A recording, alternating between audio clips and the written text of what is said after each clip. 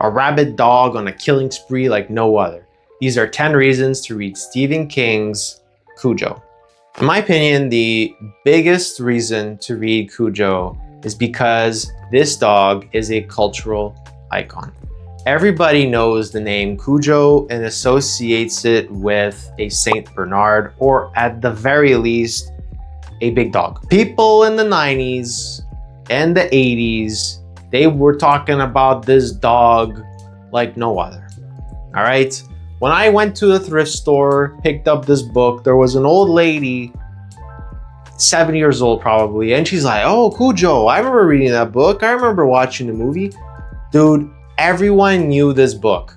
Everyone knew that dog. If you want to be culturally enriched, you can make memes about Cujo. You can name your dog Cujo. It's perfect.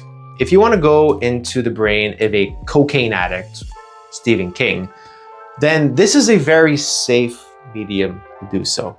He wrote this book at the peak of his substance abuse, and he has admitted that he didn't remember writing the book and was quite shocked by the ending that he ended up writing. Now, a lot of people give him grief for it's Cocaine King, the guy's on fucking drugs. But honestly, after reading this book, for the most part, it's much better than you think. You think that somebody on cocaine couldn't write a single word, but the book is quite cohesive, and it does get a bad rap by people, and I'm probably gonna guess people who haven't read the book. So it's actually a very fun read. When you think of Stephen King, you think of horror, thriller, and of course, suspense. There's a particular scene in here where I genuinely felt the palpable feeling of fuck, here it comes. This is a big fucking moment. And man, this was the 5th book that I read from Stephen King, and I honestly have never felt like that in any of his books. You know, I thought Misery was a very good book. I gave that an 8.5, and I think Misery is a better book than Cujo. But the feeling that I got from this particular scene from Cujo is unrivaled at this point. He does a really good job, and man, I remember like legitimately jumping out of the couch, and my girlfriend's like, Julia, what the fuck are you doing? I was like, dude, it finally happened. So yeah. And I'll give a little bit more context. I think the book is actually slightly of a slow burn in some aspects. I think maybe some people might disagree with that, but Stephen King makes you wait a little bit, and it's good. It's good. If you like chaotic endings, chaotic events and outcomes, then I suggest you read this book. There were actually points where I was legitimately cheering for Cujo.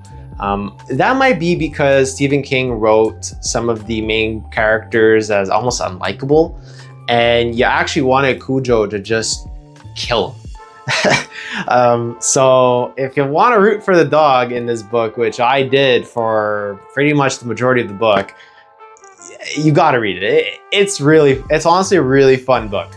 Now, as we are approaching Halloween, let me tell you that Cujo is a worthwhile read for spooky season, all right?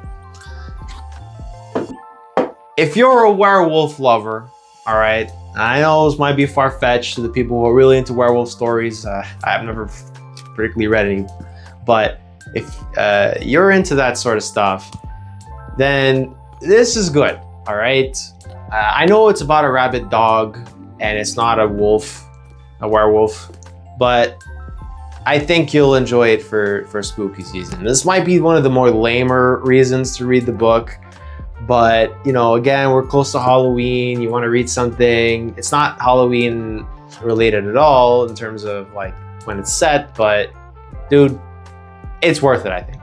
Admittedly, if you have a dog, it might be difficult to read because you don't want your dog to have cocaine. Not cocaine.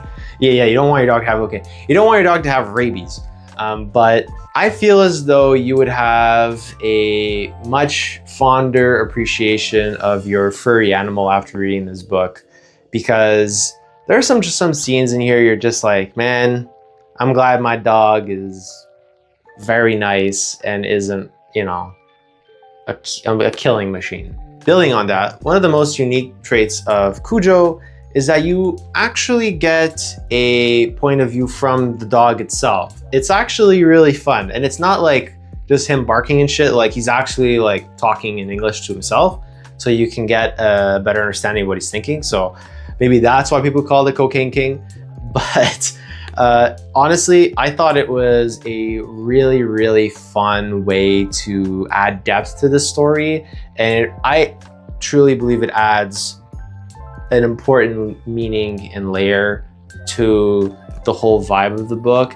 And again, like I said prior, a better appreciation of your dog. It's good, man. It really is good. So one thing that going into this book I didn't expect was its amount of unpredictability. I didn't expect Cujo to go the way it went throughout the story, which I think made the book more enjoyable once we had some hard-hitting outcomes in the book. Again, like I said before, Stephen King makes you work for it a little bit, although it's, you know, it's a very small book. When you think you know where the story's going, you actually don't. And like I said, master of suspense. It's unpredictable in my opinion. As for most Stephen King books, or pretty much all of them, he doesn't hold back on the type of violence that he will use in the book and the emotions he's trying to evoke throughout the written medium.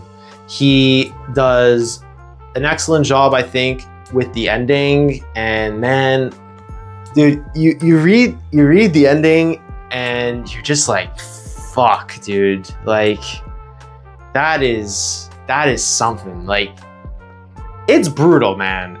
It's a brutal ending for many, many reasons, and it's a very good ending. It's not open-ended in my opinion, and you're going to really remember the ending of this book, and you're like, all right, the king does it again. He scarred my brain. This reason goes out to all the parents out there who want to read Stephen King. A majority of the book deals with a parent and her kid, so you understand as a parent how much it means to protect your child, and you would do anything to do so. That is a major part of this book, and I think that you would definitely resonate with Cujo because of that. So if you want some of that vibe, then look no further than Stephen King's Cujo. So if you enjoyed reading Cujo, then let me know what you thought about it. If you're thinking about reading it, fuck, this is the wrong one. I hope that there are some Canadian hockey fans, specifically Leafs fans, that get this reference. But yeah, this is not Cujo. But in all seriousness, let me know what you are planning on reading. If this book is something that you'll think about reading in the future, not necessarily for Halloween, but just down the line. And let me know if you have any book recommendations or Stephen King books I should read next, because as you can see, I have a lot of work to do. So thank you. And if you enjoyed the content, give me a like and a subscribe if you really, really like it. Stephen King, forever.